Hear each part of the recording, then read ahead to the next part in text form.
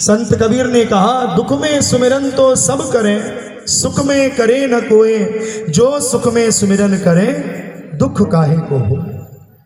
एक जिज्ञासु प्रश्न करता है कि प्रभु, क्या जो भगवान का अधिक भजन करता है उस पर दुख नहीं आता?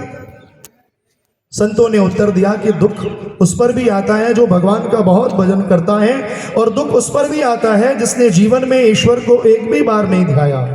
तो कहा अंतर क्या है? अंतर बस इतना है कि जिसका चित्त, जिसका मन ईश्वर के चरणों में लगा है, उस पर जब दुख आता है तो परमात्मा उसको घबराने नहीं देता है, और उस पर जब सुख आता है तो परमात्मा उसको इतराने नहीं देता है, अहं रूपी भी जिसके हृदय में उत्पन्न नहीं होने देता है। इसीलिए कहा कि जीवन के प्रत्येक क्षण पर सुख हो या दुख, हमें ईश्वर का ध्यान करना चाहिए। क्यों करना चाहिए? क्योंकि समस्त विषय और वस्तुएं ऐसी हैं जिस पर हमारा आपका प्रयास चलता है, सफल होता है।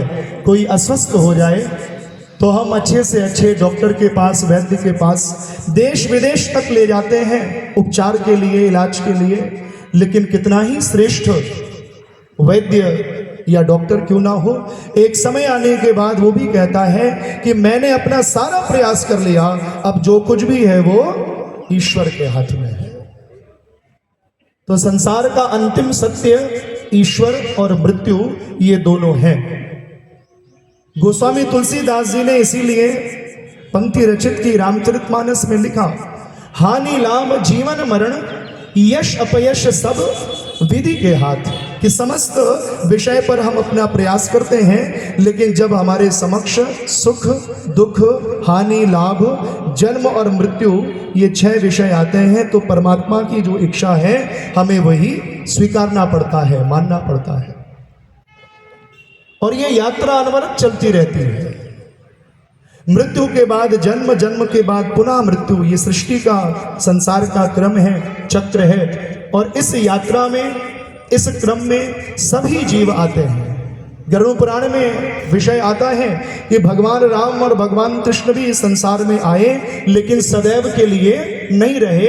एक समय के बाद अपनी यात्रा को पूर्ण करके वो भी वैकुंठ को लौट गए।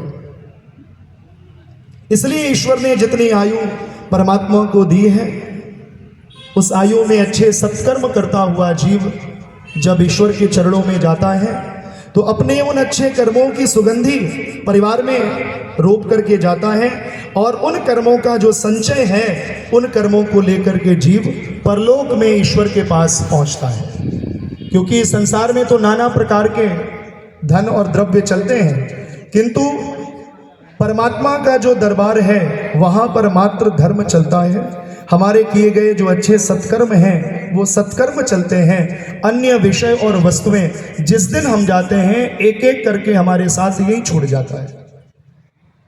इस क्रम को मनुस्मृति में आचार्य मनु लिखते हैं, द्रव्याणि भूमो पस्वष्ट गोष्ठे, नारी गृह द्वारे जनः शमशाने, देयश्चितायाम परलोक मार्गे, धर्मानगो गच्छत जीव एकः, कर्मानगो गच्छत जीव एकः।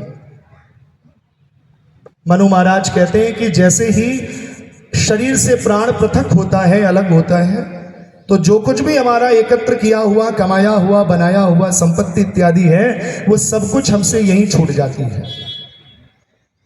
यदि घर में हमारे कोई पशु पक्षी बने हैं जिनसे हमारा प्रेम है, हमारा मोह है, हमारे जाने का संकेत उन्हें पहले से हो जाता है, वो भी अपनी मोह भाषा में रोते हैं, विलखते हैं, विलाप करते हैं। क्यों? क्योंकि मेरा स्वामी कुछ समय पश्चात मुझे छोड़ करके चला जाएगा, इस नाते वो दुखी होते हैं। लेकिन वो भी कहाँ तक साथी हैं? जिस डोरी से, जिस धागे से बंधे हैं, जिस किसी पिंजड़े में बंधे हैं। पुनः नारी गृह द्वारे, यदि पुरुष गया हो तो नारी भी घर के द्वार तक साथ देगी, उसके आगे वह भी नहीं जाएगी। और हमारे बंधु बांधव, सगे संबंधी भी शमशान तक हमारे साथी बनते हैं। और हमारा ये स्वयं का शरीर जिसे हम जीवन भर अपना अपना कहते हैं, ये शरीर भी हमारा देहयश्चितायाम, बस चिता तक साथी है। और जैसे ही मुखाग्नि दी, 2.5 से 3 घंटे में ये हमारी सुंदर काया भी जल करके भस्म हो जाती है, समाप्त हो जाती है। लेकिन किए गए कर्म हमारे भगवान तक, ईश्वर तक हमारे वो सारे सत्कर्म पहुंचते हैं और उन्हीं सत्कर्मों के प्रभाव से पुनः जीव किस पथ पर अग्रसर होगा, मोक्ष के पथ पर या जन्म के पथ पर। क्योंकि मोक्ष को शास्त्रों में कहा कि बड़ा जटिल है, बड़े तप के बाद, बड़ी साधना के बाद मोक्ष की प्राप्ति होती है। मोक्ष इतना सरल नहीं है, कई कई जन्म मोक्ष के लिए लेने पड़ते हैं। स्वामी अड़गड़ानंद सरस्वती ने यथार्थ गीता लिखी।